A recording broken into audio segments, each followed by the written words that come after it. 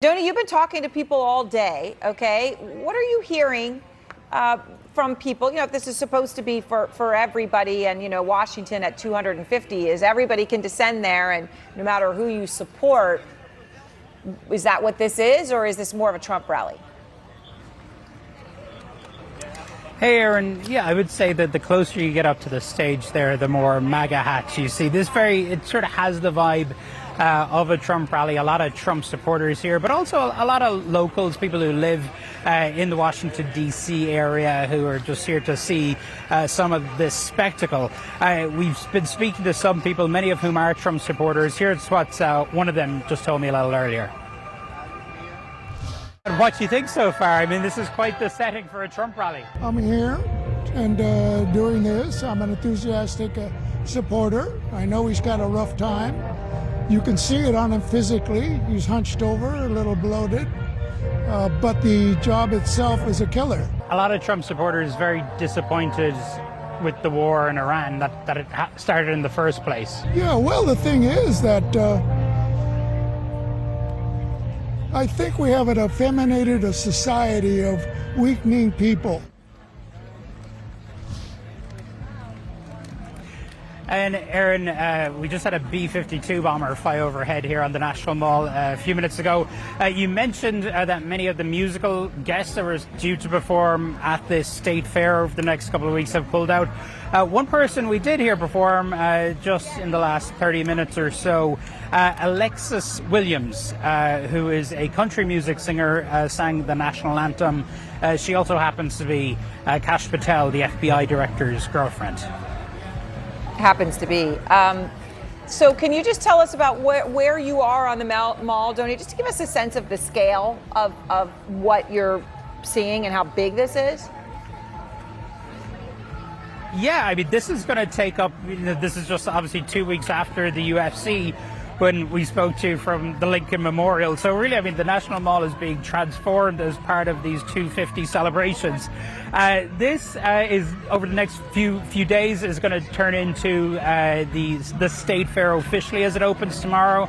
There are state pavilions that are further down the mall. There's also a Ferris wheel, and there's also a smaller version, a mock-up version of Trump's proposed arc, his arch that he wants to build here in Washington, D.C. So there's a lot of stuff going on, and everybody here just waiting for the president.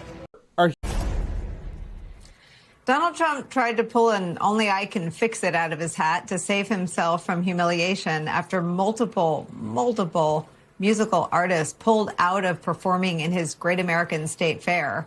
And he did that by inserting himself as the headliner for the kickoff event last night. It didn't seem to go very well. The celebrations are off to a very rocky start with video from the Bulwark showing what appears to be a steady stream of people leaving the event in the middle of Trump's speech. You can hear him talking. Listen. Agreement on drug prices. We are delivering the largest reduction in drug price history with price differences. Guess they felt like they'd heard that riff before. Not a great look, though, for a guy who worries so much about crowd size. The Bulwark's Jared Poland also shared this snap online of an attendee lying down on the grass, writing that Trump's speech was literally putting people to sleep. Let's bring in the aforementioned Rapid Response senior editor at the Bulwark, Jared Poland. So how was it? The speech was definitely a short one by Trump standards. I've watched hundreds of Trump speeches since I've started working for the Bulwark, and his speech last night came in just a little under 30 minutes. And a lot of the crowd there, I would say, were definitely not your typical sycophantic, super Trump crazy supporter. There were definitely some of those there towards the front, but a lot of the people hanging out towards the back that I talked to, this had been their first Trump rally. And there were some people towards the front that I had talked to that actually it was his 116th Trump rally. And so those people I imagine stayed, but a lot of people got their picture of Trump and headed for the gates. Trump is obsessed with late night, so I will show you how late night covered this. This is Jimmy Fallon. Well, tonight, President Trump headlined a rally to celebrate America's 250th after all the musical artists dropped out of his concert. It's the first event where BYOB means bring your own band. And Tonight included a military flyover, Lee Greenwood singing God Bless the USA, and a speech by Trump.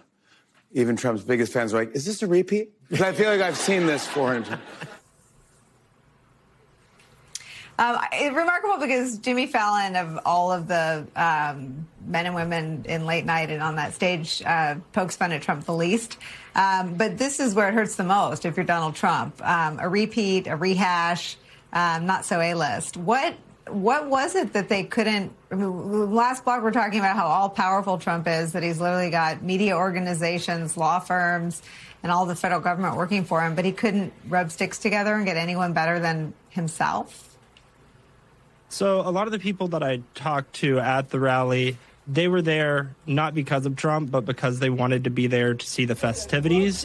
There were definitely some Trump supporters there, but I think a lot of the people backed out because Trump really has made this entire America 250 celebration about him. And a lot of people that were there definitely were looking for something to celebrate America and were happy to see the president speak, but I think they were more so there for the flyovers and the Marine Corps band that was playing before. So I think the attendance would have probably lasted a little bit longer into the night had the original acts stayed on board. I want to show you Trump trying to do some crowd building for his next event featuring himself. This is Trump seeming to beg the crowd to come to his 4th of July speech. Then on July 4th, we will have the greatest show of all on the National Mall. Your favorite president will be speaking. So please show up. Because if we have 2 empty seats, you know what's going to happen? The fake news is going to say he didn't fill out the arena. I mean, he doth protest us so much. The idea that we're the problem, he seems to be the problem. If you watched any of Trump's Great American State Fair tonight, I mean, I'm sorry for you, I guess, but you might have thought you were just watching a Trump rally. Well, the 16-day event bills itself as a free, nonpartisan celebration of America's 250th birthday with no ulterior motives. Nobody supposed to be benefiting aside from the American people. That's clearly not the case. I mean, just to put a fine point on it, tonight's festivities were produced at least in part by the production company behind Trump's rally at the Ellipse on January 6th.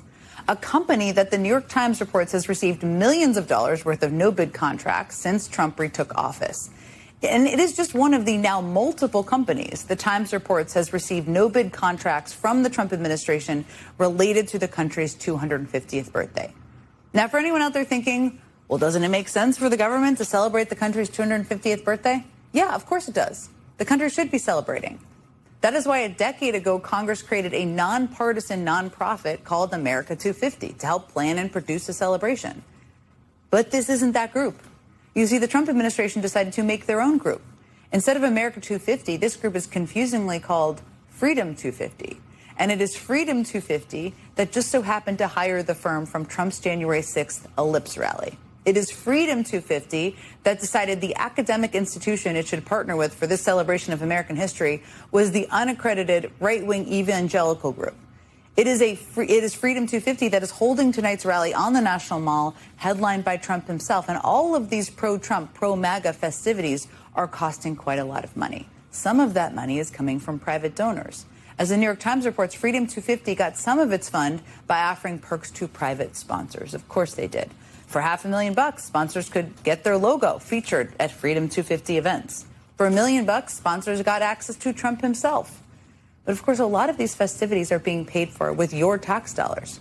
The nonprofit watchdog groups, the Revolving Door Project and Public Citizen, have tracked nearly $103 million worth of public contracts and grants from the Trump administration to what the groups describe as, quote, a network of politicized entities under the control of Trump administration officials and political allies. There we go. All under the guise of America's 250th birthday. Joining me now is Democratic Senator from Georgia, Jon Ossoff.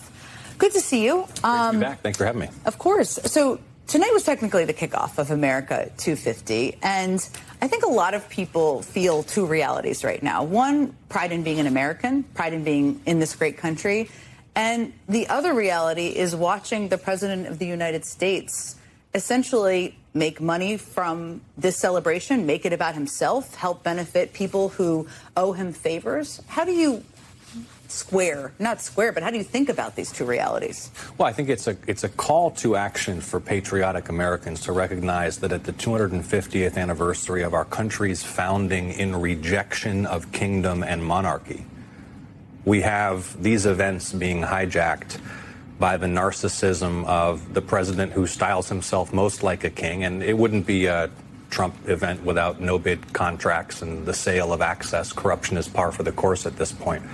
I think the Trump show has jumped the shark. I don't think many people are tuning in because he's lost it.